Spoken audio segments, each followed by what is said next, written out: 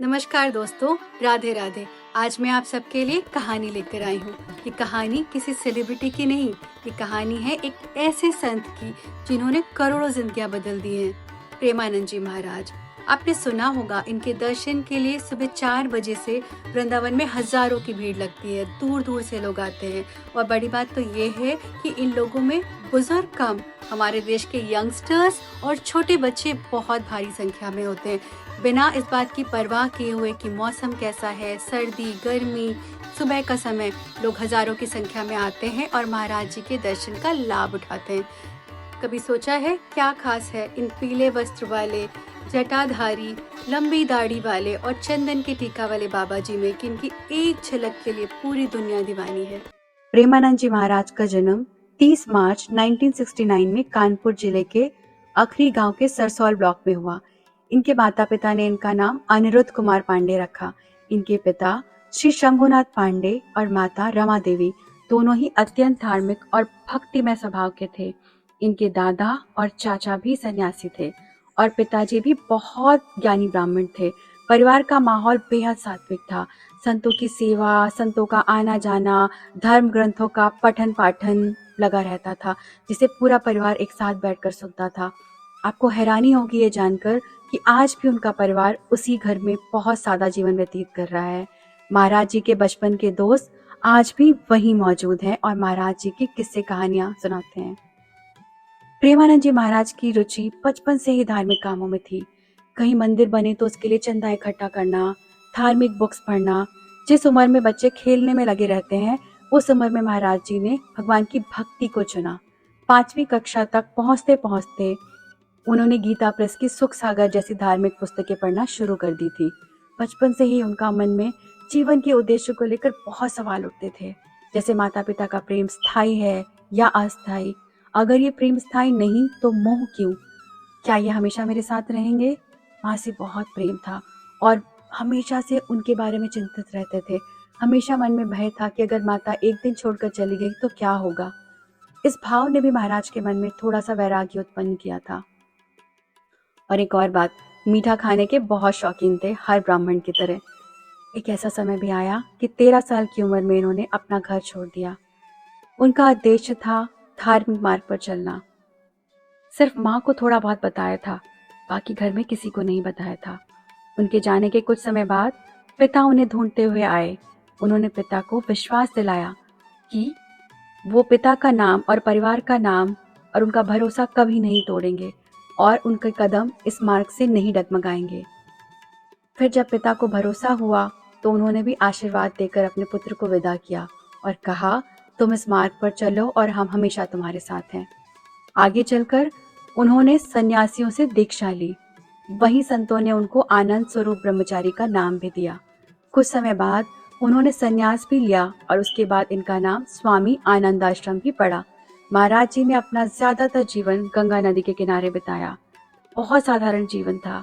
गंगा जल ग्रहण करते, गंगा किनारे ध्यान करते, जो भी थोड़ा बहुत भोजन मिलता उसी से गुजारा करते। चाहे कितनी भी ठंड हो, महाराज जी गंगा में 3 बार स्नान जरूर करते। कई बार तो बहुत कठिन उपवास भी रखते। पता नहीं कितने कितने दिनों सिर्फ गंगा जल पीकर ही रहते थे महाराज जी। बहुत ही कठिन जीवन व्यतीत करते थे। माना जाता है कि जब किसी जीव के मन में वैराग्य का बीज होता है तो वो बचपन से ही दुनिया को अलग नजर से देखता है।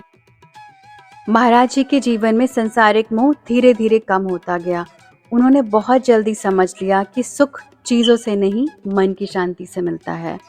कहते हैं कि सन्यास के रास्ते पर चलते हुए महाराज जी को भगवान शिव के दर्शन हुए। महाराज जी स्वयं ये बात बताते हैं कि भगवान शिव की कृपा से ही उनका आना वृंदावन हुआ। एक दिन जब वे बनारस में एक पेड़ के नीचे ध्यान कर रहे थे, तब शिव कृपा से एक संत ने उन्हें राधा कृष्ण रासलीला देखने के लिए प्रेरित किया। महाराज जी ने शुरू में बहुत इंटरेस्ट नहीं दिखाया, फिर भी उन्होंने संत की आग्रह को प्रभु इच्छा मानकर स्वीकार किया। 1 महीने तक रासलीला का अनुभव किया और ये महीना उनके जीवन का सबसे बड़ा मोड़ साबित हुआ। इस अनुभव के बाद उन्होंने संन्यास मार्ग को छोड़कर भक्ति का रास्ता चुना। रासलीला ने उनके जीवन पर इतना गहरा असर डाला कि महाराज जी ने वृंदावन जाने का निश्चय कर लिया। उन्होंने अपने एक शिष्य की मदद से मथुरा जाने के लिए ट्रेन पकड़ी और वहां पहुंच भी गए।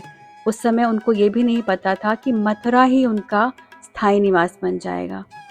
ऐसा कहा जाता है कि गुरु का चयन शिष्य नहीं करता, बल्कि गुरु स्वयं प्रकट होते हैं। लेकिन कब?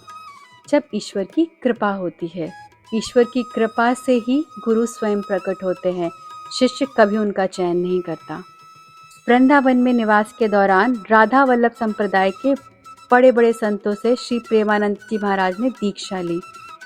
ऐसे साधु संघ के माध्यम से वे राधा वल्लभ संप्रदाय में शामिल हो गए, जहां श्री राधा को सर्वेश्वरी, सर्वोच्च सत्ता माना जाता है। कुछ दिनों बाद एक गोस्वामी जी के कहने पर प्रेमानंद जी की भेंट उनके गुरु गौरांगी शरण महाराज जी से हुई, जिनको हम आज बड़े गुरु के नाम से भी जानते हैं। वे सहचर्य भाव के बहुत ही पूज्य संत थे। एक और बहुत इंटरेस्टिंग बात है, 35 साल की उम्र में प्रेमानंद जी महाराज को पेट में दर्द की समस्या हुई।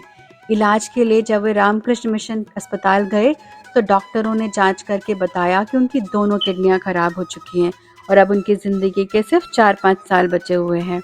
इस बात को आज 17 साल बीत गए हैं और महाराज जी आज हम सब के बीच में हैं और हम सबको प्रेरणा दे रहे हैं। हफ्ते में आज भी 3 बार डायलिसिस होता है और आश्रम में उनकी सेहत के लिए सभी तरह की ज़रूरी व्यवस्थाएं की गई हैं।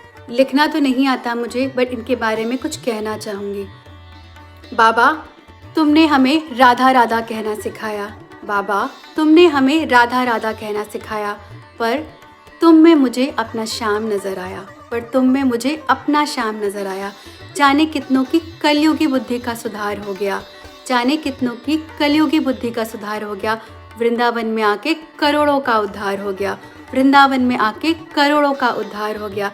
मांस मछली एल्कोहल का सत्य तुमने बतलाया है, मांस मछली एल्कोहल का सत्य तुमने बतलाया है। इस देश के युवा को फिर से जीवन जीना सिखाया है, इस देश के युवा को फिर से जीवन जीना सिखाया है। माँ की करुणा और पिता का प्यार तुम में नजर आया है, माँ की करुणा और पिता का प्यार तुम में ही नजर आया है। ये कोई साधारण मानव नहीं, परमात्मा का साया है। कभी कभी यूँ लगता है, कभी कभी यूँ लगता है कि परमात्मा खुद वृंदावन आया है, कभी कभी यूँ लगता है कि परमात्मा खुद वृंदावन आया है। इस कलयुग में एक बाबा है जो सतयुग लाने आया है, इस कलयुग में एक बाबा है जो सतयुग लाने आया है। ये कोई साधारण मानव नहीं, स्वयं परमात्मा का साया है। ऐसे हैं हमारे प्रेमानंद जी महाराज। ये वीडियो पहुँचे सोशल मीडिया के माध्यम से, आपके किसी शिष्य के माध्यम से, तो मैं ये कहना चाहूँगी, आज की युवा पीढ़ी को आपकी बहुत ज़रूरत है। आपका एकांतिक वार्तालाप, आपके प्रवचन सुनकर ये युवा पीढ़ी और हम सब रोज़ धन्य हो रहे हैं।